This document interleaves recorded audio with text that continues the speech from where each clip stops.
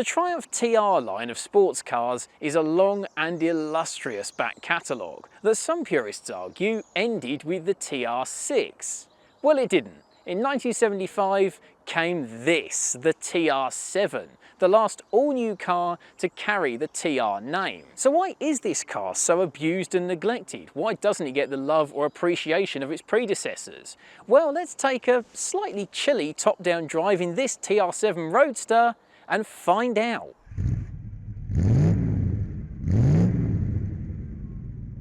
But first, our friends at Lancaster Insurance are running monthly giveaways. You can win all sorts, from experience days to tools, restaurant vouchers and tech. So check the video description for full details and to enter. I took the coat off in the end. It's not really an authentic British Roadster experience unless you're just a little bit chilly. Anyway, by the mid-1970s, British Leyland were in turmoil. The frequent strikes from the workforce and the infamous reliability and build quality of their cars meant that they weren't really raking in the profits, and the public's view of the company was downward, shall we say. What's more, a number of companies under the British Leyland umbrella were directly competing with each other. MG would sell you a BGT, for example, and Triumph would sell you a GT6.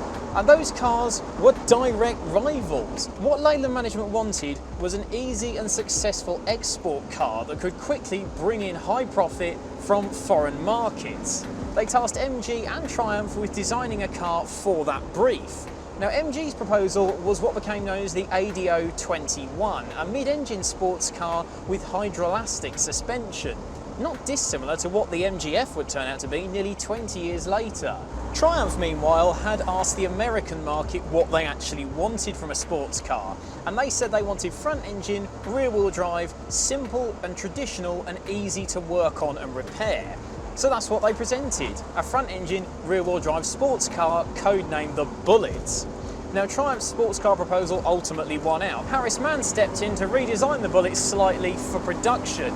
But what with rumours rife of America banning convertibles, the very same rumours that had caused the Stag to have that T-bar arrangement in the roof, they decided initially that the new Triumph sports car would be a coupe only. Already, things were not looking rosy. The American market also dictated the engine for the new sports car. After the infamous US emissions crackdown in 1972, a lusty six-cylinder engine like the TR6 had probably wasn't going to fly. So instead, Triumph took the 1850cc four-cylinder from the Dolomite, brought it out to 2 litres and added bigger carbs. Once again, on paper at least, not promising. Now, Harris Mann was instructed to change very little of the original Triumph Bullet concept. BL management liked that wedgy, sharp, futuristic styling and pitched what became known as the TR7 in adverts as the shape of things to come. Yes, it was more modern than the TR6 and it did integrate those low-speed pedestrian impact bumpers into the shape of it, but it wasn't exactly elegant. In fact, Giugiaro, when presented with the TR7, famously slowly walked round the car, went from one side to the other before exclaiming, "My God, they've done the same on this side as well." Now, that is something of an inside joke amongst stylists, that traditionally in concept form cars get 2 designs, one on each side, and one of them is probably not going to make production. And Giugiaro couldn't believe that such rakish, outlandish styling was ever for a real car. You can kind of see what it was on about, that slash going down the side, that bulging bonnet, the blunt nose. It's not as classically pretty as even the TR6 was. Now, BL management was so keen for the TR7 to get into the American market they pitched it for and start bringing in profits that the car launched in 1975, a full year ahead of when it launched in Britain.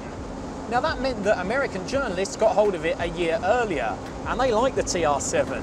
They liked its spacious, practical interior for a sports coupe and how comfortable it was, but they did say that it could probably do with a bit more power. And were they right? Well, I'm not sure they were. For a start, that engine. Given it is only a bored-out Dolomite lump, it is surprisingly eager. It really is keen to pull, and even at high speeds, it's not vibrating or straining. It's quite an eager engine, really. Then there's the suspension. For a sports car, the TR7 is comfortable, it's compliant, it floats over rather than crashes over the bumps, and it doesn't get sent into a Morris Marina-esque wobble if you hit a bump at high speed. The steering's decent too. It's not razor sharp, it's certainly not to be confused with an MG Midget, but it's got a nice feel to it. It's direct, the nose goes where you point it. If you work this nice and snicky manual gearbox, the TR7 is a fun car to drive. Again, it's not as eager as an MG Midget or a Triumph Spitfire, but it's good fun. And there's more. When the TR7 hit the market, it was 20% cheaper than the already outdated Ford Capri. So it was good value, it was comfortable, surprisingly spacious and practical for a sports car, and good fun to drive. Things were looking good for the TR7 then, but unfortunately, they weren't to last. Of course, there were quality issues. BL management was so keen to get the TR7 into market in America that the final development stage of producing the car was skipped, the little bit where they iron out final kinks in the production processes.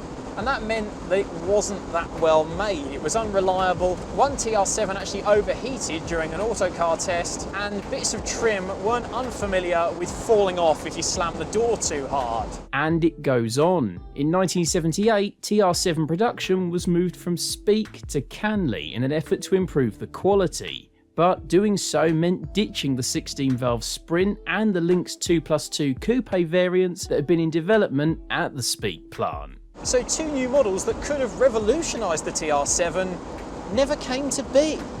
But unlike so many of those British Leyland disaster stories, the TR7 was victory snatched from the jaws of defeat at the very last minute. The move to the Cowley plant genuinely improved the quality. They took the time to make sure the trim was of a better standard. They offered new options, this rather nice tartan for one.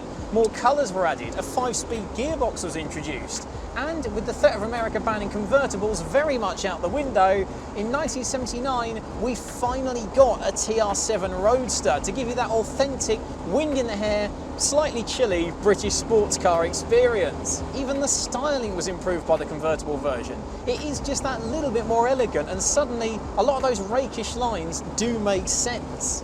And those early complaints about a lack of power were dealt with as well.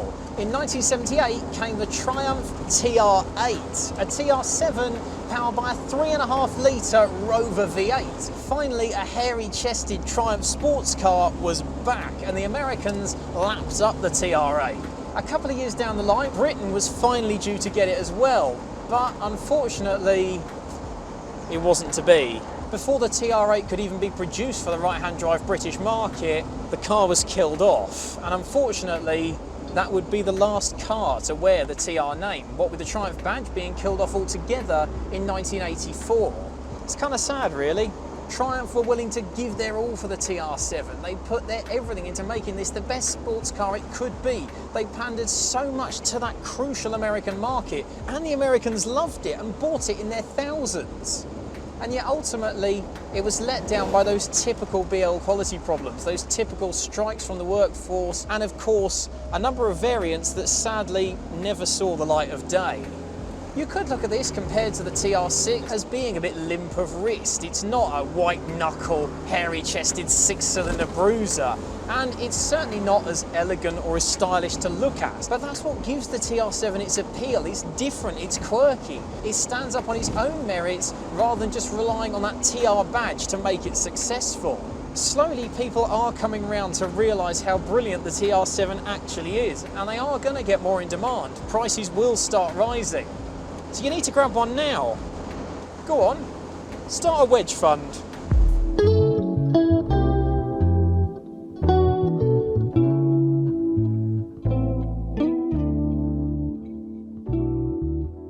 This video is proudly sponsored by Lancaster Insurance. Give them a call on 01480 400 889 for an insurance quote on your classic car. And don't forget to click the link in the video description to enter their latest competition.